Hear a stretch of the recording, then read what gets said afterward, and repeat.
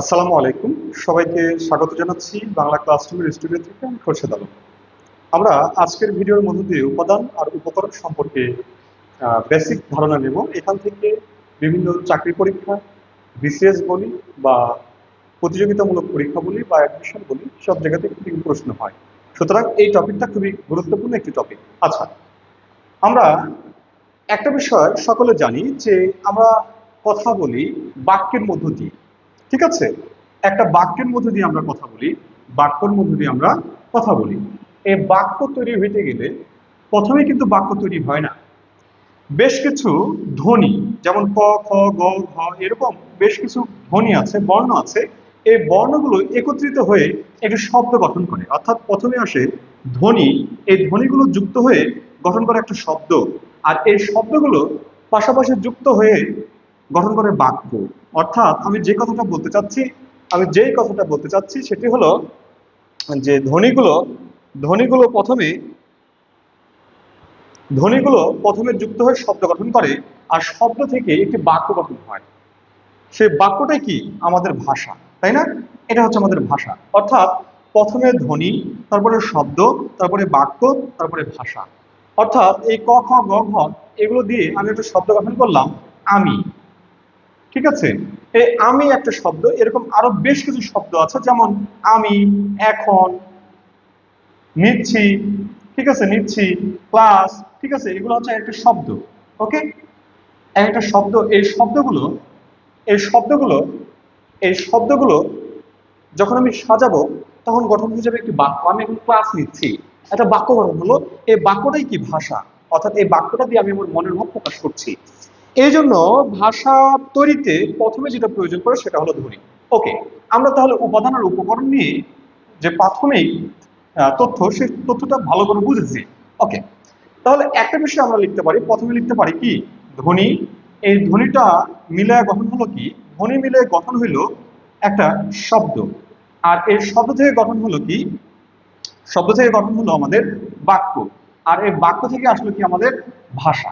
ওকে, তাহলে আমরা এখানে চারটা জিনিস পাচ্ছি। কি কি পাচ্ছি আমরা?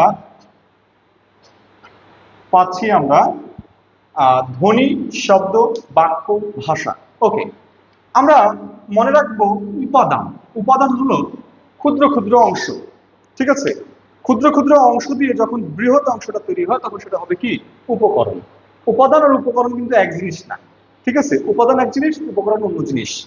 আমি যদি বলি এই যে আলু, আলু হচ্ছে কাঁচামাল। এই কাঁচামালটা যখন অনেক কিছুর মিশ্রণে একটা পটেটো তৈরি হয় তখন কিন্তু সেটা একটা প্রোডাক্ট। এই প্রোডাক্টটা হলো উপকরণ, আর যে কাঁচামালগুলো ব্যবহার হলো সেটা হলো উপাদান। দুটোর মধ্যে একটু পার্থক্য আছে, এই পার্থক্যটা আমরা মনে রাখবো। ওকে, তাহলে আমি যদি দেখাই, আমি বলতে পারি উপাদান, ঠিক আছে, বা মূল উপাদান, উপাদান বা ক্ষুদ্রতম একক, ক্ষুদ্রতম একক। আমি এখানে আমি এখানে তিনটা বিষয় লিখলাম। একটা হচ্ছে উপাদান, উপকরণ, ক্ষুদ্রতম একক। উপাদান, উপকরণ, উপাদান, মূল উপাদান, ক্ষুদ্রতম একক, সবগুলো একই জিনিস। ঠিক আছে, সবগুলো একই জিনিস। মনে রাখবো, যখন উপাদানের কথা বলবে, মূল উপাদানের কথা বলবে বা ক্ষুদ্রতম এককের কথা বলবে, যেটাই বলবে না কেন আমাদের উত্তর হবে ধ্বনি। উত্তর কি হবে? ধ্বনি।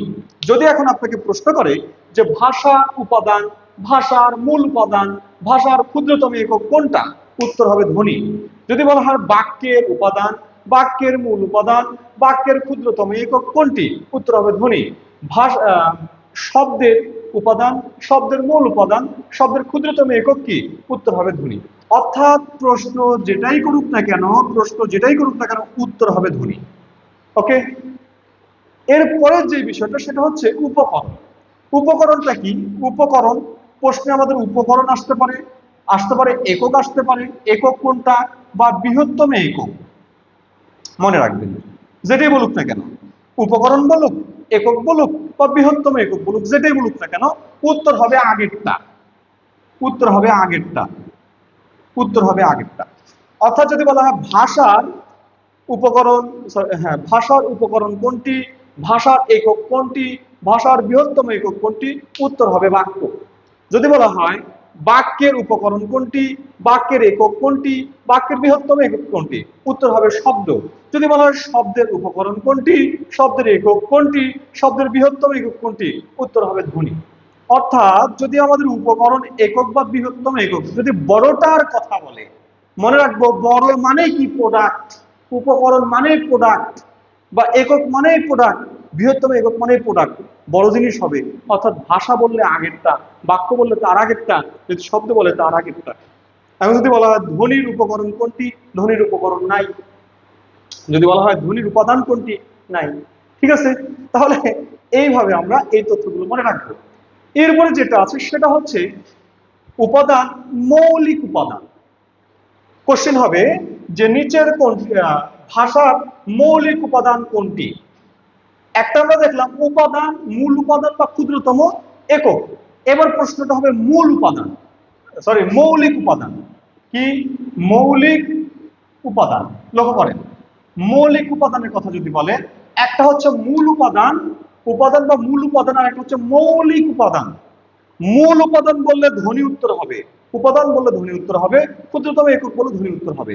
কিন্তু যদি বলে যে মৌলিক উপাদান কোনটি, তাহলে উত্তর হবে শব্দ। অর্থাৎ যদি বলা হয় ভাষার মৌলিক উপাদান কোনটি, উত্তর শব্দ। বাক্যের মৌলিক উপাদান কোনটি, উত্তর শব্দের। শব্দের মৌলিক উপাদান কোনটি, উত্তর নাই। অর্থাৎ ভাষার মৌলিক উপাদান শব্দ, বাক্যের মৌলিক উপাদান শব্দ। ঠিক আছে, ভাষার মূল উপাদান বা উপাদান বা ক্ষুদ্রতম একক ধ্বনি, বাক্যের উপাদান বা মূল উপাদান বা ক্ষুদ্রতম একক ধ্বনি, শব্দের মূল উপাদান বা ক্ষুদ্রতম একক কোনটি? ধ্বনি।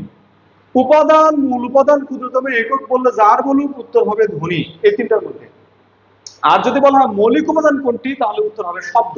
এই দুইটা, মানে এই দিক থেকে আমরা আসবো। ঠিক আছে, আর যদি বলা হয় বৃহত্তম একক বা উপকরণ কোনটা, বলবো আগেরটা, আগেরটা, আগেরটা। ঠিক আছে, উত্তর হবে আমাদের এই হবে। তো আজকে এই পর্যন্তই। সবাই ভালো থাকবেন, সুস্থ থাকবেন, সবার সুস্বাস্থ্য দীর্ঘ কামনা করি এখানে শেষ করছি। আল্লাহ হাফেজ। আসসালামু আলাইকুম ওয়া রাহমাতুল্লাহ।